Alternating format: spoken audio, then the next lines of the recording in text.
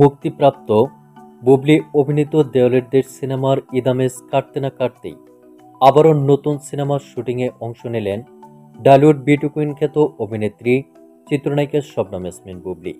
এ বিষয়ে বিস্তারিত জানতে ভিডিওটি না টেনে শুরু থেকে শেষ পর্যন্ত দেখে সঙ্গেই থাকুন।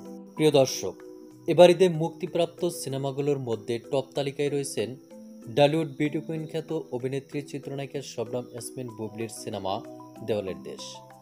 সেই আনন্দ বা আমেজ কাটতে না কাটতেই আবারও নতুন ছবির শুটিংয়ে অংশ নিয়েছেন ডালিউড বিউটি কুইন খ্যাত অভিনেত্রী চিত্রনায়িকা শবনম বুবলি।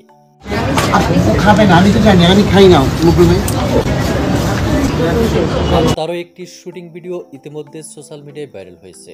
ভিডিও ক্লিপটি আপলোড দেওয়ার সঙ্গে সঙ্গে নেট জন্য তলবি নিয়েছে।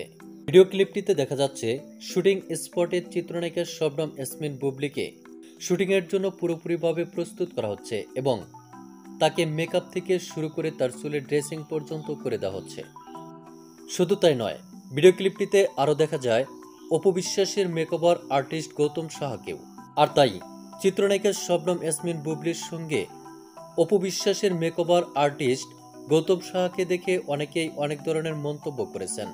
কেউ বলছেন এবার তাহলে অপু বিশ্বাসকে ছেড়ে দিয়ে চিত্রনায়িকা শবনম ইয়াসমিন বুবলির সঙ্গে যুক্ত হয়েছেন মেকওভার আর্টিস্ট গৌতম সাহা। আবার কেউ লিখেছেন অপু বিশ্বাসের দিন শেষ, বুবলির বাংলাদেশ। আর তাই গৌতম সাহা এটা বুঝতে পেরে বুবলির সঙ্গে যুক্ত হয়েছেন।